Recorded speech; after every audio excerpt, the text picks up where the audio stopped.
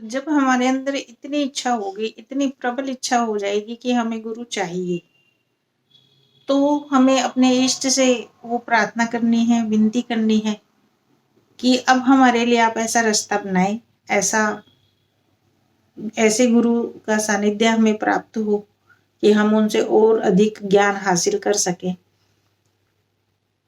तो जब हम अपने इष्ट से ये विनती करेंगे तो हमारे इष्ट हम अवश्य ही हमारे लिए वो रास्ता बना देंगे।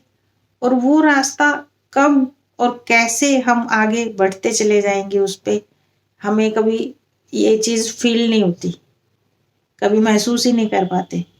ये हम तब महसूस करते हैं जब किसी ऐसे व्यक्ति के सामने हम बैठे होते हैं और हमें ये फील होता है कि ये हमारे लिए योग्य गुरु, ऐसे गुरु हो सकते हैं कि ये हमें बहुत आगे तक ले जा सके। जो ज्ञान हम अर्जित करना चाहते हैं वो ज्ञान हमें इनसे मिल सकता है। बस वहां तक का सफर जो है वो हमारे इष्ट हमारे लिए करवाते हैं। उसके आगे क्या है, अब गुरु तो हमें मिल गए, गुरु तो हमने धारण कर लिए। आगे की बात आती है हमारे ऊपर कि हम शिष्य जो है, असली बात यह है कि शिष्य के अंदर श्रद्धा कितनी है, अपने इष्ट और अपने गुरु के लिए प्रेम और श्रद्धा कितनी है, वो कितना ज्ञान हासिल करना चाहता है, उस बात पे निर्भर करता है। गुरु मिल गए हमें, गुरु हमें ज्ञान देंगे। देंगे कब? जब हमारे अंदर ऐसी इच्छा होगी, जब हम ज्ञान अर्जित करने की इच्छा जताएंगे गुरु के आगे, तब गुरु हमें ज्ञान देते हैं। बिना इच्छा के ज्ञान नहीं मिलता। जब इच्छा होगी और गुरु के प्रति उतनी श्रद्धा भी होगी तब हमें ज्ञान मिलेगा। और ज्ञान तभी हमारे अंदर, हमारी आत्मा में आत्मसात हो पाएगा, उससे पहले नहीं। उससे पहले तो हर बात आई गई, ये हो जाएगा। असली बात है शिष्य की श्रद्धा। जितनी ज्यादा श्रद्धा होगी उतना ही काम आसान होगा, आगे का सफर उतना ही आसान होगा।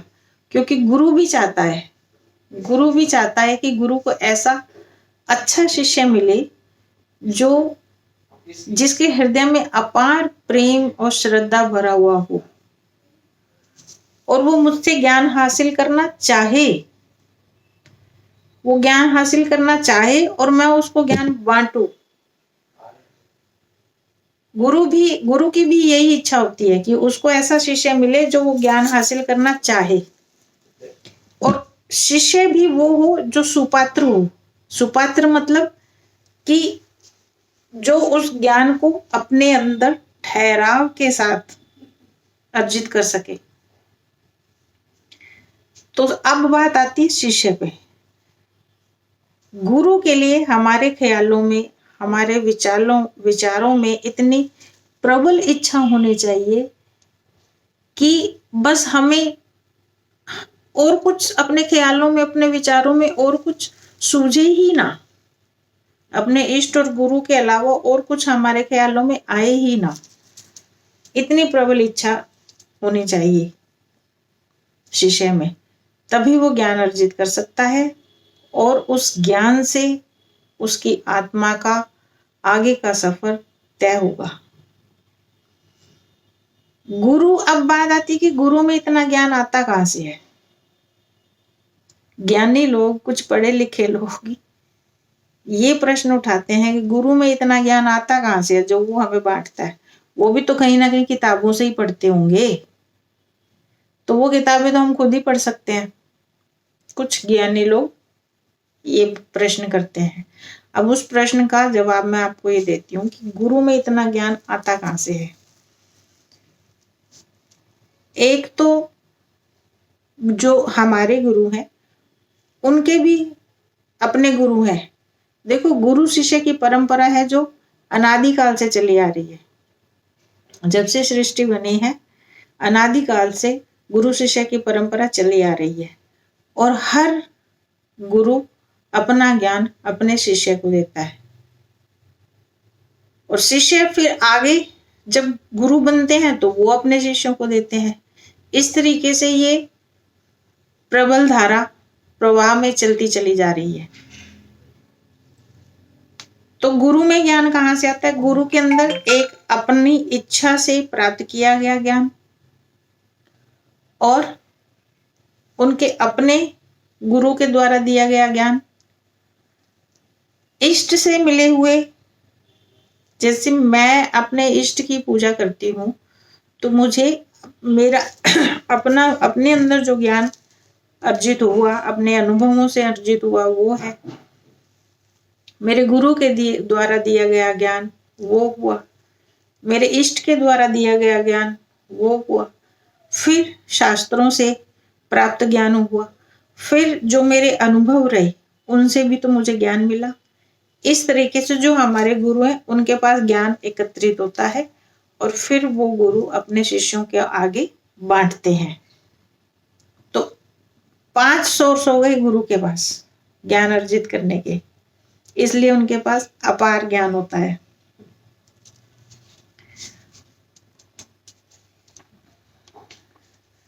अपने गुरु से अगाध प्रेम रखा जाएगा तभी हम ज्ञान को अर्जित कर सकेंगे और उस अपार ज्ञान के साथ फिर परमात्मा से, अपने इष्ट से मिलने का रास्ता मिलता है।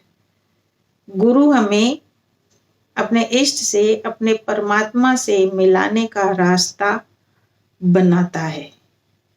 हमारे इष्ट से, हमारे परमात्मा से, हमारे भगवान से हमारा मिलन करवाते हैं, इसलिए हमें गुरु की आवश्यकता होती है। हम डायरेक्ट भगवान से नहीं मिल सकते, डायरेक्ट भगवान से इंटरेक्शन नहीं कर सकते। इसके लिए हमें अपने गुरु के सानिध्य की आवश्यकता होती है।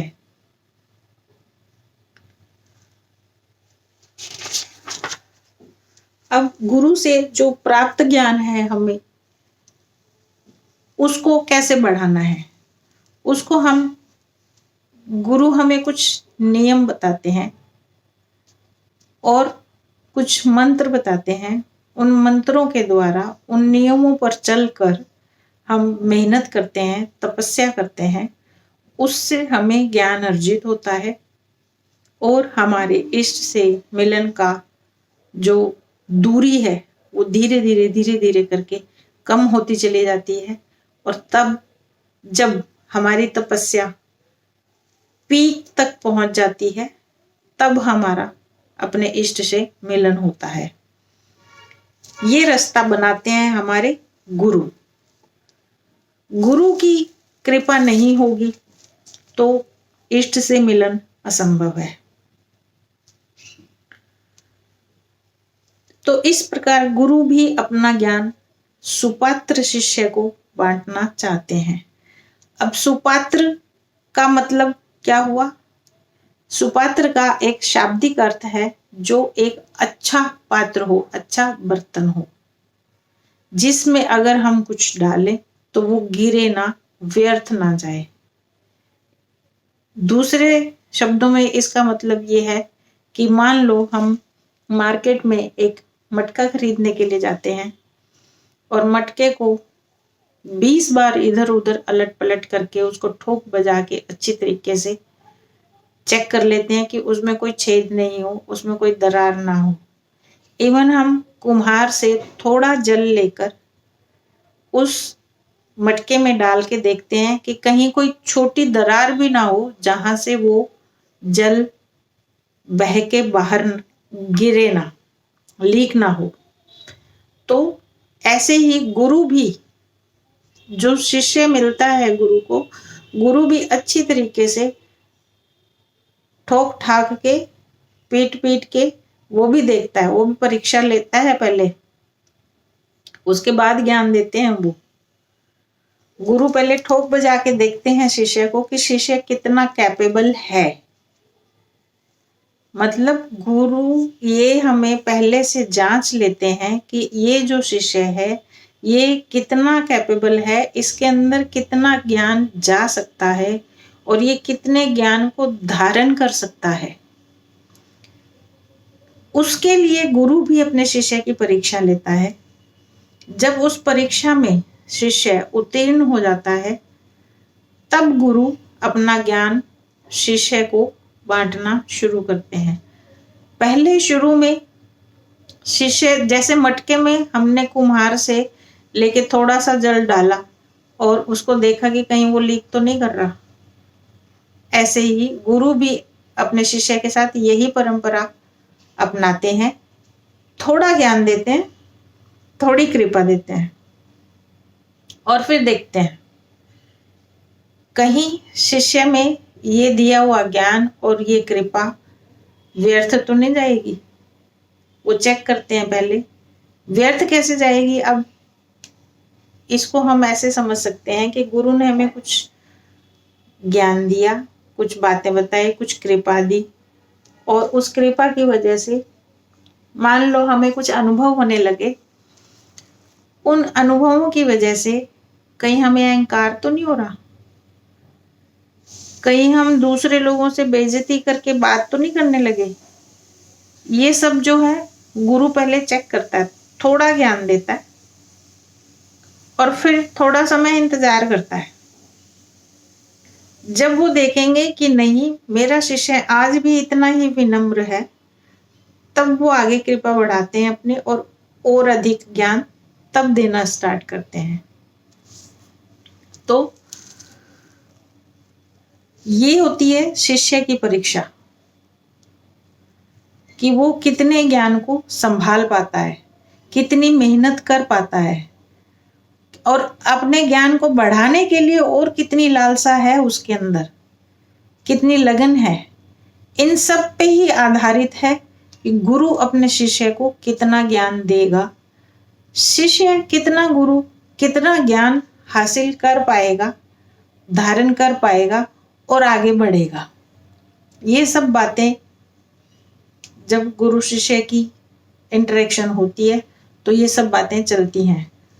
अब गुरु ही होते हैं जो शिष्य को आगे बढ़ाते हैं और उनके इष्ट से मिलन करवाते हैं। इष्ट से, परमात्मा से या भगवान से मिलन करवाने वाले केवल और केवल गुरु ही होते हैं। हमारे शास्त्रों में एक कथा मैंने एक कहीं पढ़ी थी, तो मैं वो आप लोगों के साथ शेयर करना चाहूंगी स्मॉल रूप में। एक राजा थे, उनकी बेटी थी एक, वैराग्यवती उसका नाम था। तो वो वैराग्यवती बहुत ही गुणी, सुशील, हर तरीके का गुण था उस बच्ची में, और सौंदर्यवती थी। भगवान में, पूजा पाठ में बहुत बहुत मन लगता था उसका। अब धीरे धीरे जैसे ही वो वैराग्यवती थोड़ी बड़ी होने लगी तो राजा का अपना राज्य भी बड़ा होने लगा, विस्तृत होने लगा। पड़ोस के राज्य जो राजा लोग उन पे वो हमला करते थे वो सब हार जाते थे, और उस राजा का इस तरीके से जीत होती चली गई और उनका अपना राज्य बड़ा होता चला गया। तो ये उनकी अपनी भी प्रगति हो रही थी। तो वो अपने बच्ची के भाग्य से भी बहुत खुश थे कि जब से बच्ची हमारे घर आई है तब से हमारा राज्य है जो बड़ा होता चला जा रहा है और धन धान्य से परिपूरित होते जा रहे हैं, हम धन कोष बढ़ता जा रहा है हमारा। तो इसलिए वो बच्ची जो भी वैराग्यवती जो भी उनसे डिमांड करती थी, राजा उनकी डिमांड पूरी करते थे। अब धीरे धीरे वो वैराग्यवती है जो बड़ी होने लगी तो वो भजन कीर्तन उसमें ज्यादा मन लगने लगा उनका। तो वो उसी में ही ध्यान लगाती, अपना पूरा समय उसमें चला जाता उनका। वो कभी अपनी उम्र के बच्चों के साथ ना उठती, ना बैठती, ना खेलती, केवल और केवल उनको साधु संतों का और प्रवचन का और उसी में ही मन लगता था। तो धीरे धीरे राजा ने भी देखा कि उसका ध्यान इसी में है, तो उन्होंने ज्यादा साधु संतों को अपने राज्य में आमंत्रित करना शुरू कर दिया। तो बच्ची का ध्यान और अधिक बढ़ने लगा। अब बच्ची को बच्ची ने बोला कि पिताजी मेरे को यहाँ ये सब डिस्टरबेंस होती है, तो आप मुझे एक अलग महल बनवा के दे, क्योंकि मैं यहाँ पर ध्यान नहीं लगा पाती हूँ भगवान में। तो पिता ने एक अलग महल बनवा दिया उनके लिए, और उस महल में भी वैराग्यवती ने अपने दास दासियों को बस काम करने भर के लिए उतनी देर आते, उसके बाद उनको छुट्टी दे देती थी। अकेले रहना और मंदिर में अपना जो अपने ईश्वर की, अपने इष्ट की जो मूर्तियां, सबको स्नान कराना, श्रृंगार करना, उनके लिए भोग बनाना, ये सब काम खुद ही करती थी। लेकिन अब थोड़े समय तो उसमें भी मन लगा, उसके बाद वैराग्यवती का मन उससे भी उचाटने लगा। वैराग्यवती को अब लगने लगा कि नहीं, मुझे एक गुरु की आवश्यकता है, मुझे गुरु चाहिए। तो वो बहुत अपने पिताजी से बोला कि नहीं पिताजी, मुझे गुरु चाहिए, मुझे गुरु चाहिए, मुझे गुरु बनाना है, मुझे गुरु बनाना है। तो पिताजी ने उनकी बात को ज्यादा ध्यान ना लेते हुए यूं ही टालते रहे। लेकिन वैराग्यवती में गुरु के प्रति वैराग्य इतना बढ़ गया कि एक रात को वो अकेले इधर उधर टहल रही हैं अपने महल में, और उनके वैराग्य में, गुरु के वैराग्य में एक बहुत सुरीला गीत गा रही थी। तो उस समय उधर से एक चोर गुजर रहा था। तो चोर ने सोचा कि इसको गुरु की आवश्यकता है, गुरु ढूंढ रही है ये, तो चलो क्यों ना मैं ही गुरु का रूप धारण कर लूं और इनके महल में प्रवेश कर जाता हूँ, और फिर मैं अपना चोरी चकारी करके ले जाऊंगा। अब वो घुस गया महल में घुसा और वैराग्यवती से सामना हुआ, तो थोड़ा भगवान की बात करने लगा। तो वैराग्यवती और भी ज्यादा उसकी तरफ आकर्षित हुई। तो बातचीत में उन्होंने पूछा कि तुम्हें गुरु की आवश्यकता है। तो वैराग्यवती और भी खुश हुई, तो बोली हाँ हाँ, मुझे गुरु की आवश्यकता है, मुझे किसी अच्छे गुरु से मिलवा दीजिए। तो बोले तुम्हें कहीं और मिलवा दूंगा मैं गुरु से, भगवान से मिलने की जो तुम्हें इच्छा है मैं तुम्हें भगवान से भी मिला दूंगा, लेकिन तुम्हें मेरी शर्त माननी पड़ेगी। वैराग्यवती ने बोला कि ठीक है, जो आप कहेंगे मैं वो मानूंगी, लेकिन आप मुझे भगवान से मिला दें, गुरु से मिला दें, भगवान से मिला दें। तो चोर ने कहा कि आप मुझे भी गुरु बना सकती हैं। वैराग्यवती ने बोला ठीक है, मैं आपको गुरु बनाती हूँ, अभी से आप मेरे गुरु हुए। तो चोर बोला नहीं नहीं, ऐसे थोड़ी गुरु बनाया जाता है, ऐसे नहीं बनाया जाता। बोले फिर आप बता दीजिए कैसे गुरु बनाना है, कैसे गुरु बनाते हैं। तो चोर था, लालची था। तो उसने बोला कि आप अपने जितने भी जेवर पहने हुए हैं इन सबको उतारो, एक पोटली बनाओ, और महल में जितना भी धनराशि है सारी एकत्रित कर लो, उस पोटली में बांधो और मेरे साथ चलो। उसके लिए गुरु धारण करने के लिए जंगल में जाना पड़ेगा। वैराग्यवती चल पड़े। अब वो रात को ही चल पड़े उधर जंगल की तरफ। अब जंगल में गए तो चोर ने वैराग्यवती से कहा आप अपनी आंखें बंद करो और ये पेड़ के साथ खड़ी हो जाओ। वैराग्यवती खड़ी हो गई आंखें बंद करके, और चोर ने अपना रस्सी निकाली और वैराग्यवती को उस पेड़ से बांध दिया और बोला कि मैं 3 दिन में आऊंगा, मैं चाहे 3 दिन में आऊं चाहे मैं 7 दिन में आऊं, तुम यहीं बंधी रहना और मंत्र का जाप करती रहना, और मैं भगवान को लेके आऊंगा तुमसे मिलवाने के लिए। वैराग्यवती ने बोला ठीक है, मैं यहीं मिलूंगी आपको, मैं कहीं नहीं जाऊंगी। अब चोर तो अपना वो धन संपत्ति लूट के गठड़ी उठा के भाग गया। वैराग्यवती अपना आंख बंद करके अपनी लगन से, अपनी तल्लीनता से मंत्र को जाप करती रही, इस इंतजार में कि अभी गुरु आएंगे भगवान को लेके, अभी गुरु आएंगे भगवान को लेके, और अब तो मेरा भगवान से मिलन हो जाएगा। वो अंदर ही अंदर बहुत खुश। लेकिन आए कौन? वो तो चोर था। चोर तो धन संपत्ति लेके भाग गया। लेकिन वैराग्यवती का इतना अटूट विश्वास था कि नहीं, भगवान अवश्य आएंगे, अवश्य ही आएंगे। तो चोर चला गया, भाग गया और दूसरी जगह चोरी करने में अपना व्यस्त हो गया। वो तो भूल गया कि मैं किसी को बांध के आया था। इधर नारायण स्वर्ग में बैठे हुए उन्होंने देखा कि पृथ्वी पे कोई राजकुमारी, वो लड़की इतनी तल्लीनता से मेरे मंत्र का जाप कर रही है और इंतजार कर रही है मिलन का। अब तो जाना ही पड़ेगा। नारायण ने नारद मुनि को बुलाया कि चलो धरती पे चलना है। नारद मुनि भी चल पड़े। अब जब पहुंचे वहां लड़की के पास, तो नारायण ने कहा कि मैं सीधे तौर पे उनके पास नहीं जाऊंगा, तुम जाओ पहले और बात करो उससे, खोलो उसको वहां से। अब नारद मुनि आगे बढ़े, उन्होंने आवाज लगाई वैराग्यवती को। वैराग्यवती ने आंखें खोल के देखा और नारद मुनि ने बोला कि तुमने पहचाना नहीं मुझे? वैराग्यवती बोली कि आप नारद मुनि हैं, मैं पहचानती हूँ आपको अच्छे से, मेरा सादर प्रणाम स्वीकार कीजिए। तो नारद मुनि बोले कि चलो पहले मैं तुम्हें खोल देता हूँ, फिर बातचीत करते हैं।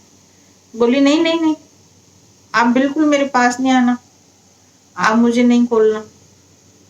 मैंने अपने गुरु को वचन दिया है, जब तक वो नहीं आएंगे मैं यहीं बंधी रहूंगी, और वो भगवान को लेकर आएंगे मुझसे मिलवाने के लिए, तो इसलिए आप मेरे नजदीक नहीं आना। मैं क्षमा चाहती हूँ आपसे, लेकिन नहीं, मैं अपने गुरु के वचन को नहीं टाल सकती। अब नारद मुनि हार गए और वो चले गए नारायण के पास। बोले नारायण भगवान, वो लड़की तो मानने को तैयार ही नहीं है कि मेरे गुरु भगवान को लेकर आएंगे और मैं भगवान के दर्शन करूंगी। तो नारायण आए, नारायण को आना पड़ा। भगवान भी अपने भगत की भक्ति के आगे मजबूर हो जाते हैं, भगवान को आना पड़ता है। भक्ति हमारे अंदर इतनी पक्की होनी चाहिए, तो भगवान को भी आना पड़ता है। अब भगवान आए, नारायण आए उनके पास और वैराग्यवती को बोले लाओ मैं खोल देता हूं तुम्हें, वो तो पता नहीं कब आएगा। नहीं नहीं, आप भगवान हो ही नहीं सकते। मेरे गुरु ने मुझे बोला था कि वो खुद भगवान को लेकर आएंगे मुझसे मिलवाने के लिए, आप तो कोई बहरूपियां हैं। कृपा करें आप मेरे नजदीक ना आए, मुझे खोलने की भी कोशिश ना करें। मैं अपने गुरु के वचन से बंधित हूं, जब तक मेरे गुरु खुद आकर मुझे नहीं खोलेंगे मैं यहीं रहूंगी, आप जाइए। भगवान भी उसकी बात के आगे हार गए। तो भगवान ने नारद मुनि को बोला कि जाओ उसके गुरु को ढूंढ के लाओ। तो नारद मुनि कहते हैं कि काहे के गुरु भगवान, वो तो चोर है। कि चाहे चोर हो, लेकिन बच्ची के दिमाग में तो यही है कि वो उसके गुरु हैं, तो ढूंढ के लाओ। अब नारद मुनि गए, आसपास गांवों में देखा, खोजा, तो वही चोर कहीं और सेंध लगा रहा था। अब नारद मुनि ने आवाज लगाई उसे, तो एकदम डर गया कि तुम्हें तो पकड़ा गया। तब बोले कि चलो तुम्हें भगवान ने बुलाया है। तो चोर डर गया कि भगवान मुझे क्यों बुलाएंगे, मैं तो कभी ना भगवान का नाम जपा, ना उनका कभी पूजा अर्चना की, भगवान मुझे कैसे बुला सकते हैं, आप मेरे से मजाक कर रहे हो। नारद मुनि बोले कि नहीं, सच में मूर्ख, तू, तेरे कर्म ऐसे नहीं है कि तेरे को भगवान के दर्शन हो, भगवान की प्राप्ति हो। ये तो तुझे जो वो शिष्य मिला है, वो इतना अटूट विश्वास वाला है, अंध भक्ति वाला है, उसकी वजह से तेरा भी कल्याण हो गया, तू भी भगवान के दर्शन कर पाएगा। चल तुझे भगवान ने बुलाया है, नारायण ने बुलाया। अब चोर चल पड़ा उनके साथ और आके नारायण के चरणों में गिर पड़ा, रोए कि भगवान मैंने तो ऐसा कोई कर्म ही नहीं किया कि आपके दर्शन मुझे हो। तो भगवान ने बोला कि तेरे कर्म ऐसे नहीं है, तेरे शिष्य के कर्म ऐसे हैं। तेरे शिष्य की वजह से आज तू भी, तेरा भी बेड़ा तर गया। तो शिष्य की श्रद्धा और विश्वास इतना अटूट होना चाहिए अपने गुरु के लिए, तभी बेड़ा पार होगा। तो वो आया चोर और उसने वैराग्यवती से भी माफी मांगी कि मैं कोई गुरु नहीं हूं, मैं तो एक चोर हूं, मैंने बस धन लूटने के लिए तुमसे ये कहानी बनाई थी, लेकिन मैं तुम्हारा शुक्रगुजार हूं कि तुम्हारी वजह से आज मेरा भी जीवन धन्य हो गया, मुझे नारायण के दर्शन मिले। तो शिष्य के अंदर इतने अटूट श्रद्धा और विश्वास होना चाहिए अपने गुरु के वचन के प्रति, तभी बेड़ा पार हो सकता है। अगर शिष्य के अंदर अटूट विश्वास और श्रद्धा नहीं होगी तो गुरु कैसा भी हो, कितना भी ज्ञानी हो, कितना भी योग्य हो, शिष्य का जीवन वो पार नहीं हो करवा सकता। जब गुरु के अंदर श्रद्धा और विश्वास, शिष्य के अंदर श्रद्धा और विश्वास होगा, तभी शिष्य का जीवन गुरु पार उतरवा सकता है। तो मेरा कहने का आशय केवल इतना है कि गुरु और शिष्य का संबंध विश्वास और श्रद्धा पे ही टिका हुआ होता है। तो श्रद्धा अपने गुरु के प्रति आपके हृदय में इतनी अधिक होनी चाहिए, तभी हमारा जीवन पार उतरेगा। अगर कुछ गलती हुई हो, कोई त्रुटि हुई हो, तो उसके लिए मैं आपसे माफी मांगती हूँ। और अच्छा लगा हो तो धन्यवाद आप सबका। जय माता दी।